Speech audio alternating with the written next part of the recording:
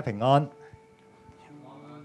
我叫 Michael， 係李恩牧師 Chris 司長體系嘅 Jack 同 Lydia 嘅組員。咁我嘅原生家庭咧都係拜拜嘅。咁我自己亦都係拜拜咗40幾年，亦都上埋契。咁啊，亦都信啲 V 運啊、五行啊嗰啲方位啊嗰啲嘢。咁咧碩士畢業之後咧就加入咗職場。咁啊8年咧就做咗總經理。咁過去17年嘅職場嘅生活咧都叫做平步青雲。咁啊個人漸漸咧自我膨脹，好囂張。咁啊喺疫情之前，我喺香港嘅一家大企業入邊做一個業務主管，管理就超過1000人，咁啊更加之囂張。咁啊囂張到咧就同權柄碰撞啦，咁啊同老細鬧翻咗，咁啊結果梗係即係唔開心咁離開咗啦。咁離開咗職場之後咧揾嘢做啊嘛，咁我拜拜噶嘛，咁所以我就香港、台灣、馬來西亞即係有得拜嘅我都去拜拜。咁啊甚至乎拜到要揾師傅去改運啊各樣啊，咁但係超過咗1年都冇着落喎，好似咦我嗰啲技巧嗰啲嘢，喂嗰啲全部嗰啲幫我反彈咗啲唔得嘅，點解？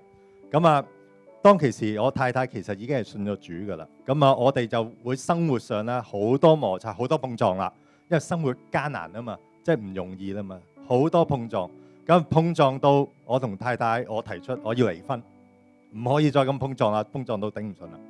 咁啊結果我係離開咗屋企半年。咁呢段時間我太太亦都跌入咗低谷，咁佢就認識咗611嘅小組長 Lydia， 咁開始佢就喺香港嘅611牧養被牧養，咁咧但係原來返小組咧，無論我太太啦同埋組員咧，都一直為我祈禱，希望先生回轉。咁其實神好快就動工啦，咁啊好真實，神咧係約我食 tea 喎。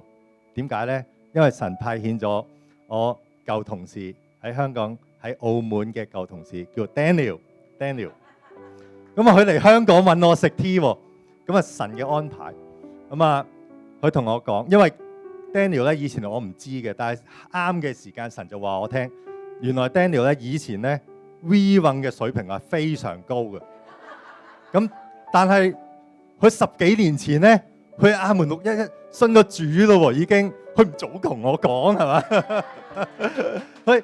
佢信咗主之後，佢仲做埋小組長，帶緊小組，跟住佢就同我講：阿 Michael 哥，即係你都霉啲氹啊，都咁耐啦，係嘛？呢幾年，咁啊，即係佢好客氣嘅。咁佢就話啦：你不如放低晒你40幾年拜拜嘅包袱，放假1個月當放假。但係呢個月放假，你唔係唔做其他嘢喎，你晚晚都同主耶穌傾偈，開始祈禱。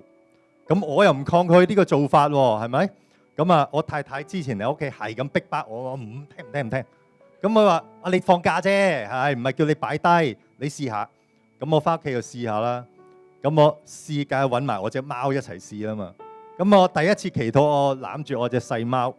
咁其實隻細貓咧就病咗好耐，成年嘅啦。我同太太同我揾過好多醫生，都揾唔到啱嘅藥。咁嗰晚第一晚祈禱，我就攬住我隻細貓喺床度，我話：主，求你醫治嘅大能幫佢啦。我當然唔識講呢啲啦，當其時我就話：你醫好佢啊，唔該你係咪？咁好慘啊，鼻哥塞晒咁樣成日。咁2日之後咧，我同太太再見翻同一個獸醫，咁 check 到邊隻菌幫到佢，2日隻貓痊癒好晒。咁呢件事就令到即係我動搖得好緊要啦。咦，原來同主耶穌傾偈真係堅嘅喎，係咪？咁啊，再搞笑啲就係我都未信主嘅，咁啊偶然機會喺長洲好611，又話有義工喎，咁我太太梗係擁咗出去啦，係咪？你幫手啦，幫手好幫手。咁我周圍同人講咧，長洲啊我哋教會有活動啊，你嚟參加咁。我都未信主，我周圍同人講我哋教會有活動，咁但係其實亦都係神有心意。雖然我唔知做乜嗰日，但係咧就阿 Chris 司長咧同阿祖巴咧，即係小組長個爸爸，同我搭船由長洲翻香港嘅時間咧，即係過程入邊同我傾咗好多，咁又擺咗好多唔同嘅資訊，讓我更加認識主。咁所以就好即係好感動。咁但係咧，其實即係婚姻關係仲係破裂緊㗎嘛。咁啊，我就即係之後其實跳咗一個 step 咧，就係祈禱。太太同組員祈禱咧，咁其實我同太太已經去到律師樓要講簽第3個名離婚㗎啦。咁樣咧，但係神就作工咧，就喺我哋要簽名嘅前一晚，咁啊奇妙咁咧，我哋都同意，我哋都俾多一次機會對方。咁所以我哋就冇離婚。咁冇離婚咧，為咗慢慢修補關係，我亦都同太太邀請我返611，咁我又上埋苗圃，又開始返主日崇拜。但其實我未信主嘅，我真係未信主嗰陣時。我記得第一次苗圃嘅人，我周圍同人講：我唔信㗎，你唔使同我講分享，叫我問我有咩意見啊。聽完我唔信㗎，我陪我隔離嗰個㗎咋。咁但係不斷頭先就係話我抱住隻貓祈禱啊，中間呢啲發生咗咧，結果咧就係到舊年嘅12月22日，我就決志信主啦。而我決志信主咧之前咧，我亦都開始，以前我唔聽我太太講嘅好多嘢都，咁我聽我太太講，佢話你信主你就真係全心信咯，你唔好詐詐諦咁樣喎，係咪？咁佢鼓勵我，咁我就亦都聽取意見，就係將所有以前40幾年嗰啲拜拜啊、嗰啲古靈精怪 V 樣嘢咧處理晒。未決志之前已經好清晰我嘅思路處理晒，咁所以係好感恩嘅。咁呢段時間我亦都嘗試即係叫做喺決志當日，亦都有我自己嘅第一本聖經，咁啊亦都開始每晚學習去睇聖經，咁所以呢個係好感恩，成件事係神作工，令到我成個價值觀啊、思想都改變咗。咁其實喺呢段時間呢，喺個職場上面呢，嘈翻咗啊嘛，未有嘢做，咁啊祈禱啦。咁我梗係諗住我祈禱就梗係有回應㗎啦，係咪？咁我祈禱啊 Daniel 話齋你都咁啦，你同耶穌傾下偈啊嘛。咁但都未有反應喎，係咪？咁啊，梗係有少信啦、動搖啦。但係小組長就鼓勵我，你不如翻神土啦。神土其實唔係話好多時翻完神土即刻會有嘢做，但係咧翻神土會令到你咧更加沐浴喺主嘅話語入邊，你會領受更多。咁所以由舊年嘅今年嘅3月28號係好新鮮嘅。今年3月28號咧，我就開始實體神土，每朝都翻神土。咁樣咧喺呢段時間神土咧，又俾我撞翻喺苗圃嗰陣時咧嘅一對夫婦喎，就叫 Tony 同 Mona。咁咧即係主唔止約我食 tea， 仲約我食早餐啊！因為我哋每日翻完神土之後咧，我哋成日都一齊食早餐。咁啊，慢慢開始了解多啲，因為我同 Tony 都係本身職場上面同一個行業嘅。咁竟然 Tony 喺5月頭同我講：喂 Michael，你過嚟幫我手啦！佢請咗我做顧問喎，好感恩。咁我決志信主咧，其實咧我原生家庭係好反對嘅。咁我媽媽仲反對得緊要，就係同我講，指住同我講，當面話祖先報夢，話你不孝。佢真係咁講啊，我冇誇張啊！即係我第一次就真係我咁大個仔未聽過我阿媽咁樣話我不孝，咁我係好震撼嘅。咁但係我知，因為我係原生家庭第一個信主，咁我就唔出聲，我就翻屋企，我就自己祈禱。咁樣咧就正因為5月份咧，我其實年幾冇嘢做噶啦。咁啊，爸爸媽媽原生家庭爸爸媽媽都會擔心噶嘛。但係佢聽到我話我去教會咧，教會有人請我喎。跟住我媽媽爸爸開始覺得，咦，你個主耶穌都幾錫你喎，咁自此以後咧，佢就唔阻止我同主耶穌交往，咁啊，所以呢方面我祈禱又祈禱又真係主嘅大能咧，就幫咗我，咁令到我喺原生面對原生家庭嗰種壓力咧，亦都叫做平安咗好多。咁其實喺成件事入邊咧。去到5月底，主耶穌又送咗份禮物俾我，即係我生日，主耶穌知我 Happy Birthday 喎，即係送份生日禮物俾我。前一晚啫，就真係就我之前其實一直都面試緊，因為我以前做高管，咁我其實一直都以為自己喂冇理由咁嘅咁我想話咁主就送咗份禮物俾我，就係我面試嘅一個香港嘅企業嘅管理工作，佢請咗我啦。咁請咗點算啊？我點同呢兩阿 Tony Mona 交代啊？咁但係好好感受到個愛係611嘅兄弟嘅同行嘅氛圍入邊。Tony 第一樣嘢就係捉住我同我祈禱，祝福我新工作事業嘅發展。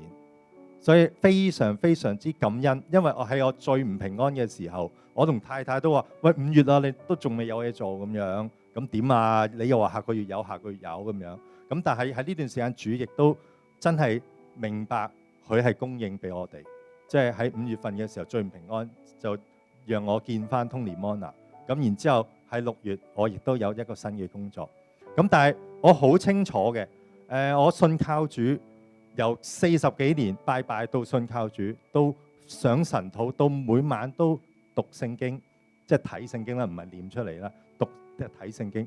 但係我覺得唔係因為我祈禱主醫好我隻貓，我祈禱返神土有工作而我信靠，我唔係咁諗，係因為我都不斷咁樣同唔同嘅人啊，同我爸爸媽媽分享，唔係因為所謂嘅靈唔靈啊，係因為我咁耐以嚟唔敢話好多經歷，但係我從來未經歷過平安。但係我信咗主之後，我真係好有平安喺心。即係其實生活唔會容易嘅，好似頭先牧師所講，各行各業都好困難。但係面對緊困難嘅時候，我以前就會周圍用唔同方法 V 運下各樣。但係其實信咗主之後，信靠主呢，係知道所有嘢都係神供應，神有時間，神有心意，所以我會覺得好平安，我唔再擔心任何嘢。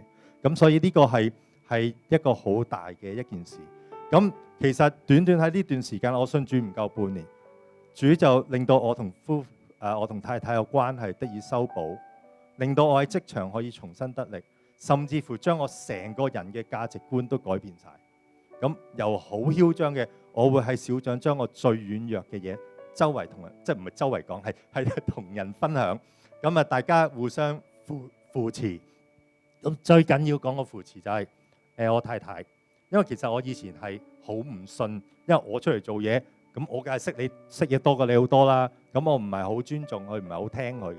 但係呢樣嘢其實佢喺太平天日嘅時候梗係冇嘢啦。咁但係當面對困難艱難嘅時候，呢啲摩擦就會好多，而情緒亦都互相碰撞得好緊要。咁喺呢段時間其實佢食咗我好多呢啲咁嘅情緒啦。我嘅脾氣啦，我呢啲咁嘅嘢，但係佢好嬲嘅，其實佢真係好嬲嘅，但係佢都會祈禱求主去幫助，咁所以呢樣嘢係好感恩我太太一直嘅幫助包容，甚至乎其實今時今日我知我明白我自己仲有好多沙石啦，好多未戒甩嘅脾氣啦、陋習啦、奄尖啊、各樣嘢啊、麻煩啊，好多好軟弱嘅嘢，但係我好清楚，我雖然有好多呢啲嘢，但係我個心係好願意跟從神。因為我嘅分享結束之前就係好清楚一樣嘢，就係我以神供應嘅為滿足，我以神給嘅為滿足。呢樣嘢就可以俾到我自己同埋我身邊嘅人都好多嘅一份平安。我要將一切榮耀頌讚歸於主，感謝大家，感謝。